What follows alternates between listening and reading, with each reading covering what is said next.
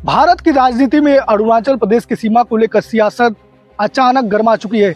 एक तरफ राहुल गांधी का सीधा आरोप है कि चीन हमारी सेना को पेट्रोलिंग करने से रोक रहा है, तो वहीं दूसरी तरफ ताकसिंग इलाके के नाथ समुदाय ने सीमा पर चीन गतिविधियां बढ़ने के गंभीर आरोप लगाए हैं। जी हाँ, यह सवाल आज इसलिए बड़ा हो गया क्योंकि मामला अब सिर्फ सोशल मीडिया के किसी वायरल वीडियो का नहीं, बल्कि सीधे हमारे देश की सुरक्षा और साख से जुड़ा है। देखिए, अरुणाचल प्रदेश के ऊपर सुबानसिरी जिले के ताकसिंग इलाके में जब ना वेलफेयर सोसाइटी के लोगों ने सीमा पर चीनी गतिविधियां बढ़ने का आरोप लगाया तो हलचल तेज हो गई। इसके बाद people's party of Arunachal Pradesh की फैक्ट फाइंडिंग कमेटी ने कथित चीनी घुसपैठ का दावा ठोक दिया, लेकिन कहानी यही खत्म नहीं हो। रिपोर्ट्स में तो ताकसिंग के पास भारतीय और चीनी सैनिकों के आमने सामने आने और चीनी पक्ष की तरफ से टेंट लगाए जाने की भी बात सामने आई है।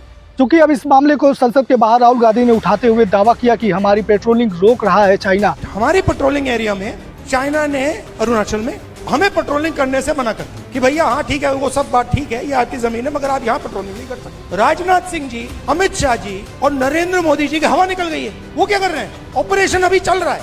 सारे मीडिया के एडिटर्स को कॉल कर रहे हैं कि भैया ये बात आप अपने अखबारों में मत डालो, छुपाओ। सीधा बिना सोचे समझे देश का नुकसान कर रहे हैं। मैंने देखा गलवान के बाद प्रधानमंत्री आए, जूम कॉल थी, प्रधानमंत्री कहते हैं हिंदुस्तान की जमीन का 1 इंच चाइना ने नहीं लिया। उसके बाद आर्मी कहती है कि भैया हिंदुस्तान की जमीन तो ले गए। आप सोचिए, चाइना को मैसेज किया गया।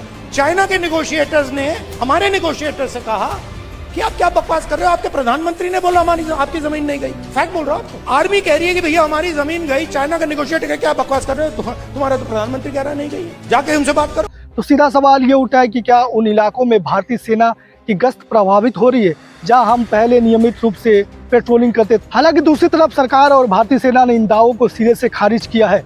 उनका साफ कहना है भारतीय सीमा में किसी नए कब्जे या अतिक्रमण की बात सही नहीं है, लेकिन फिर देश और अरुणाचल के युवाओं के सामने सच पूरी तरह से क्यों नहीं लाया जा रहा है?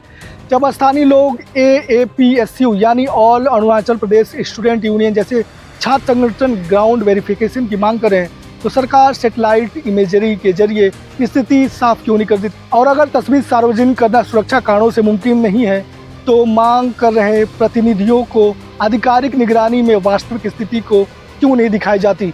चूंकि अगर आरोप गलत है तो निष्पक्ष जांच से सरकार का ही पक्ष मजबूत होगा। अब इसी पूरी कहानी में विदेशी मीडिया ने भी अपना रिपोर्ट रख दिया है। राइटर्स ने सैनिकों के आमने सामने होने की बात तो छापी, लेकिन साथ ही साथ भारतीय सेना के खंडन को प्रमुखता से दिखाया, यानी किसी अंतर्राष्ट्रीय संस्था ने नए कब्जे की पुष्टि नहीं की। और रही बात सोशल मीडिया पर वायरल गुड बाय इंडिया वाले वीडियो की, तो केवल एक वीडियो को सबूत मान लेना ठीक नहीं होगा। असली सवाल बयानों का नहीं बल्कि जमीन का है। क्या कोई नया कैंप बना? क्या कोई नई सड़क बनी? सार्वजनिक डेटा के आधार पर आज यह कहना तो सही नहीं होगा कि चीन ने भारत पर कब्जा कर लिया है, लेकिन दाव और खंडन के बीच का सच सामने आना जरूरी है।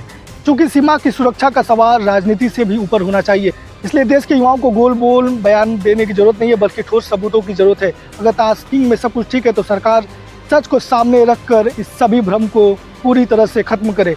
इस पूरे मामले में आपकी राय क्या है? कमेंट बॉक्स में अपनी राय जरूर दें और द पोस्टमैन को फॉलो सब्सक्राइब कर रहे, जहां आप खबरें सुनते नहीं हैं बल्कि समझते भी हैं। इसलिए द पोस्टमैन को सब्सक्राइब करना ना भूलें।